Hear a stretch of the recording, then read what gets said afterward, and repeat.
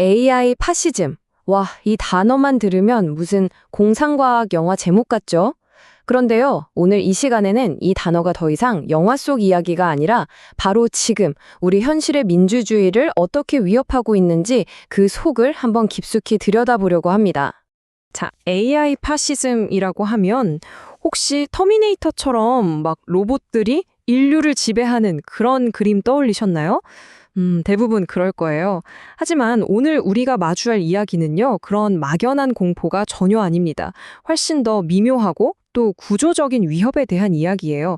어쩌면 이미 우리도 모르는 사이에 사회 깊숙이 스며들고 있는 새로운 형태의 통제에 관한 거죠. 그렇다면 이 위협이라는 게 구체적으로 어떤 모습일까요?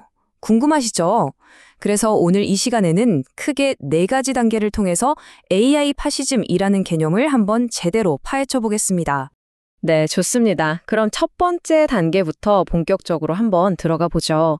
이 위험을 제대로 이해하려면 우선 우리가 머릿속에 가지고 있는 그런 할리우드 영화 같은 상상에서 좀 벗어나야 해요.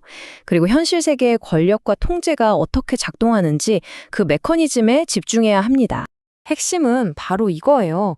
진짜 위험은요, 무슨 총칼을 든 폭력적인 억압, 이런 게 아니라는 겁니다. 오히려 진보나 효율성이라는 아주 그럴듯한 이름으로 포장된 새로운 통제 시스템에서 온다는 거죠. 여기서 더 무서운 건 뭐냐면, 우리가 이걸 심지어 기꺼이 받아들일 수도 있다는 거예요. 바로 그런 시스템 말입니다. 자, 그런데 여기서 궁금증이 생기죠. 아니, 왜 이렇게 미묘한 통제를 그렇게 무시무시한 단어인 파시즘이라고까지 부르는 걸까요? 이거 이해하려면요, 우리가 먼저 파시즘이라는 단어 자체에 대해 가지고 있던 생각을 한번 다시 정리해 볼 필요가 있습니다. 이탈리아의 유명한 철학자죠. 움베르토 에코의 정의에서 그 실마리를 찾을 수 있습니다. 여기 화면을 보시면요, 에코는 이렇게 말해요. 파시즘은 어떤 특정한 정치 체제를 말하는 게 아니다. 그게 아니라 나와 다른 의견을 틀린 것을 넘어서 배신으로 여기는 것, 그걸 절대로 용납하지 못하는 바로 그 사고 방식에서부터 시작된다는 겁니다. 이 분석에서는요, 이 핵심적인 긴장 상태를 설명하기 위해서 아주 흥미로운 2가지 그리스 개념을 가져옵니다. 바로 아곤과 안타곤인데요. 자, 아곤은 뭐냐면 상대를 없애야 할 적이 아니라 정당한 경쟁자로 인정하고 건전한 토론을 통해서 설득하려는 거예요. 민주주의에 꼭 필요한 거죠. 반면에 안타곤은 정반대입니다. 상대를 그냥 적으로 규정해버리고 아예 입을 막고 제거하려고 하는 파괴적인 적대감, 바로 이걸 말합니다.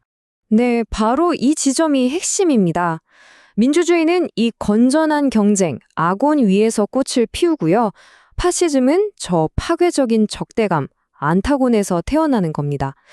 그런데 문제는 오늘날 우리 사회가 점점 더 이 후자 쪽, 그러니까 안타곤 쪽으로 기울고 있다는 거죠. 그렇다면 대체 무엇이 우리 사회를 이렇게 건전한 토론 대신 적대적인 분열로 몰아가고 있는 걸까요? 오늘 분석 자료는 그 강력한 엔진으로 바로 온라인 플랫폼을 지목하고 있습니다. 자, 이 화면이 지금의 상황을 정말 잘 보여주는데요. 오늘날의 온라인 커뮤니티가 어떻게 돌아가는지 한번 보세요.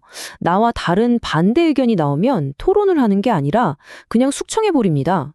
핵심 원칙이 뭐냐? 싫으면 떠나라. 이거예요. 결국 나와 다른 생각을 가진 사람을 쫓아내는 게 마치 개인의 자유로운 선택인 것처럼 포장된다는 거죠. 결국 모두가 자유롭게 이야기하는 공론장은 사라지고 비슷한 생각만 울리는 에코챔버, 즉 메아리방만 남게 되는 겁니다. 그래서 이런 말이 나오는 겁니다. 우리는 커뮤니티로 위장한 플랫폼의 민주주의를 빼앗기고 있다. 이 플랫폼들이 겉보기에는 우리를 다 연결해주는 것 같지만 실제로는 민주주의가 제대로 작동하는데 꼭 필요한 서로 다른 의견을 조율하는 과정, 바로 그 수기 과정을 완전히 무너뜨리고 있다는 거죠. 심지어 이런 거대한 기술 기업들은요, 때로는 국가의 통제를 벗어나서 마치 하나의 독립된 기술 공화국처럼 행동하기도 합니다. 스스로 규칙을 만들고 국경을 넘어서 엄청난 영향력을 행사하면서 기존의 민주주의적인 권력 구조 자체를 흔들어 버리는 거죠.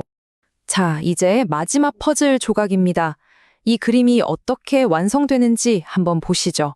바로 인공지능 AI가 이 모든 현상을 어떻게 폭발적으로 증폭시키는지에 대한 이야기입니다. 여기서 정말 중요한 점을 하나 짚고 넘어가야 하는데요. AI가 이런 문제들을 새로 만들어낸 게 아니라는 거예요.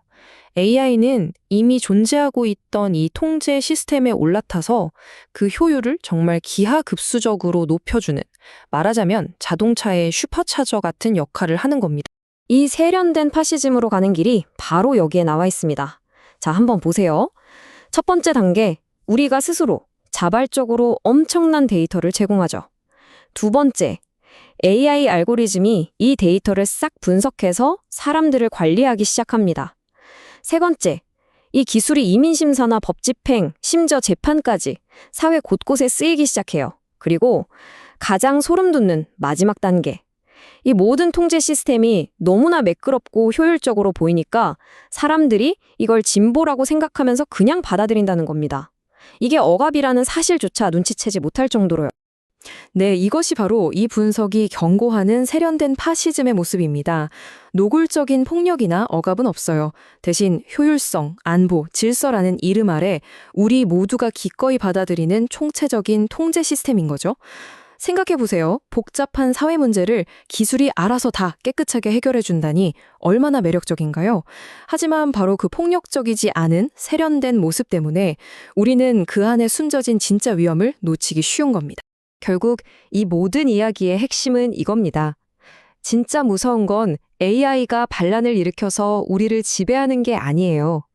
진짜 위험은 우리 인간이 서로를 완벽하게 통제하고 싶어하는 그 욕망을 AI라는 도구를 사용해서 실현하게 되는 바로 그 순간입니다. 위협은 기술 그 자체가 아니라 그 기술을 사용하는 우리 자신에게 있다는 거죠. 그래서 이 분석은 우리에게 마지막으로 이 강력하고도 묵직한 질문을 던집니다. AI가 점점 더 똑똑해지는 이 시대에 우리는 어떻게 우리의 민주주의를 계속해서 인간적인 것으로 지켜낼 수 있을까요? 이건 먼 미래의 얘기가 아닙니다. 바로 오늘 우리가 마주한 도전입니다.